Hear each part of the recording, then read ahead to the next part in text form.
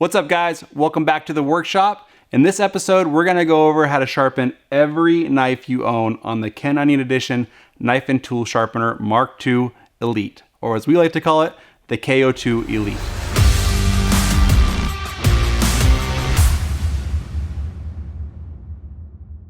Now there's a lot of knives on the table and I'm gonna show you how to go over sharpening every single one of those, and we'll break that out into chapters. So if you're looking for how to sharpen a particular type of knife, whether it's a karambit or a recurve, you can jump ahead. But stick around for this first part because I'm gonna go over how to sharpen a common kitchen knife and go over some basics that'll apply to every knife we're gonna go over. Before we dive in and start sharpening with the KO2 Elite, we wanna make sure we've got it set up properly. There's a lot of features on this setup, so let's make sure we got 4 things covered. The first thing you wanna make sure you've got is your angle. You can set the angle anywhere between 10 and 35 degrees. For this kitchen knife I'm about to sharpen, I'm gonna set the angle at 20. Up top, you've got an adjustable pulley. This is great for adjusting convex on knives. So for kitchen knives, you'll set it to the first setting for almost a flat grind. You can move that pulley back one more spot into the middle position for covering pocket knives, and then even further into that third position will cover you for axes and outdoor choppers like machetes. Next, let's set our speed. The KO2 comes with a variable speed control, which basically means that it's consistent at whatever speed you set it to, going from 1 to 7. 4 through 7 is typically used for tools. For knives, we're gonna stick to speeds 1 through 3. I've got this set to 3 for this kitchen knife. The last thing we need to do is get set up with the proper grit selection for the knife we're going to sharpen. For this knife, we're gonna start on X65, move on to an X22, and finish on the X4. There are 7 belts that come with your kit. Feel free to use more if you'd like, but we're gonna use what the user guide recommends for this kitchen knife. It's important to understand how the angle is achieved using this system. There's a 2 pulley system as you can see on the machine. As I adjust the angle, you'll notice the rear pulley moves up and down. That is what determines what angle I'm sharpening to. So if I have this set at 20, that 20 degree is achieved from the front pulley to the rear pulley. My job as I sharpen is to hold the knife level as I move it across the abrasive. To know what level is, we've built in these reference plates. There's one in the front and the rear. Use whichever one you're most comfortable with. Turn the machine on and set the motor to continuous run.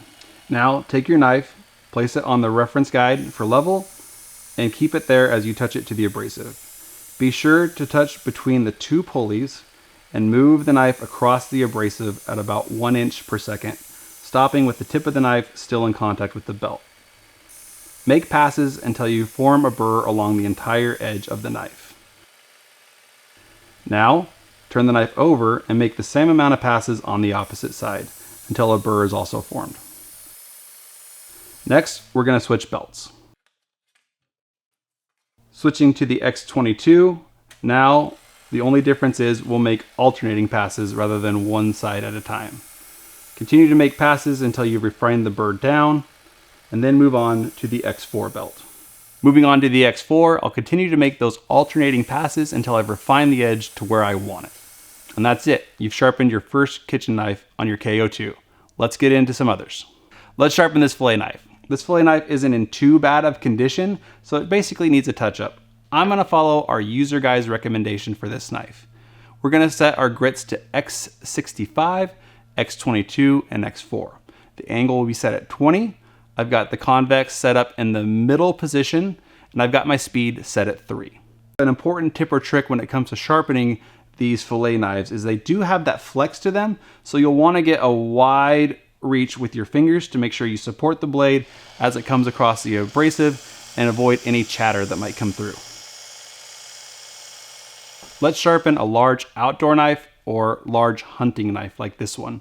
This knife's seen some use and it could use a repair. So I'm gonna start on our extra coarse P120 grit to get that repair done, then move on to the X65, X22, and X4 to finish up on.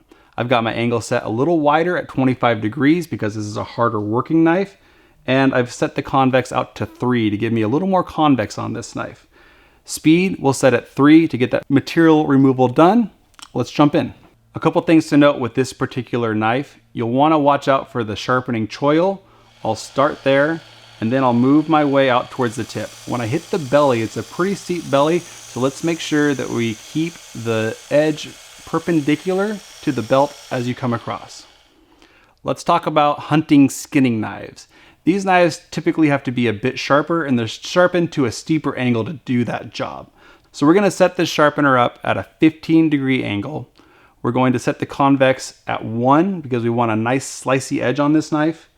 The speed will be set at 3, and a grip progression, because these knives aren't in that bad a condition, will just be an X22 and an X4 to touch them up.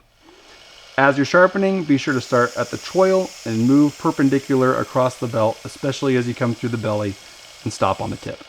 When sharpening Tantos, you want to approach it like each of these sections of blade are their own individual knife. What I mean by that is I'm going to sharpen from the heel to this transition point. When I reach that transition point, I'll stop about halfway across the belt. That'll make sure that transition remains. Then I'll sharpen from the transition to the tip of the knife. So I'm essentially treating each section of that knife as its own.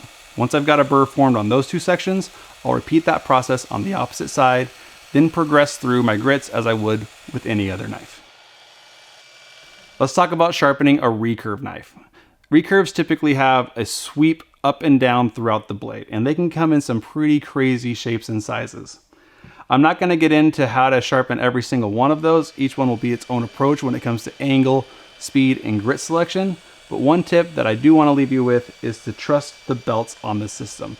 They're flexible and they follow the curvature of those blades. Your job is to make sure you remain perpendicular as you make those passes. It may help to put on the fine abrasive and practice with it before putting on the coarser abrasives that are going to remove some material, just so you can get comfortable sharpening. When it comes to sharpening hawksbills or karambits with these big curves in them, you'll find that these blades come in a lot of different shapes and sizes. So we're not going to go over how to set up the speed, angle, and grip progression. What we will talk about is what's important when it comes to sharpening is keeping that edge perpendicular to the belt.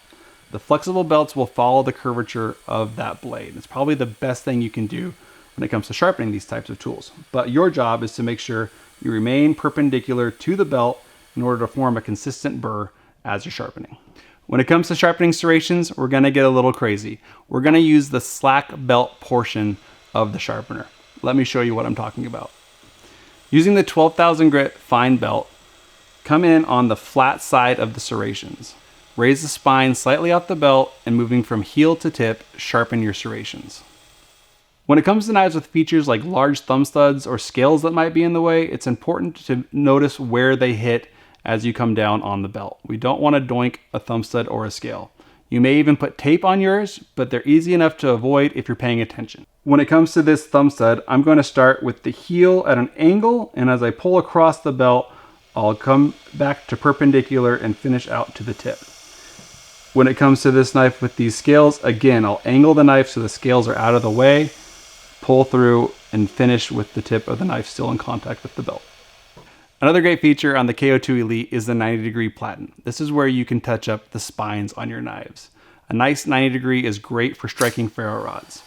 To do this, lay the knife on the reference plate and sharpen that 90-degree spine as you press the knife against the abrasive into the platen. Depending on the type of knife you're sharpening, you may need to choose a different grit. For this thick knife, we're using the P120. That's gonna do it for this video, guys. I'm sure I missed a knife that you wanted to see. If I did, leave it in the comments down below. We'll get in there and address that. Or you can always reach out to our customer service team. They're amazing. You can reach them at info@worksharptools.com. Thanks for watching, guys.